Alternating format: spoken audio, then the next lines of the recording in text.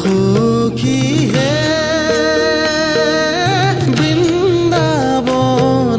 যাওঁ গোকুলৰে শ্ৰী কৃষ্ণ নয়ন ভৰি চাওঁ সখী হে বৃন্দাবনে যাওঁ গোকুলৰে শ্ৰী কৃষ্ণ নয়ন ভৰি চাওঁ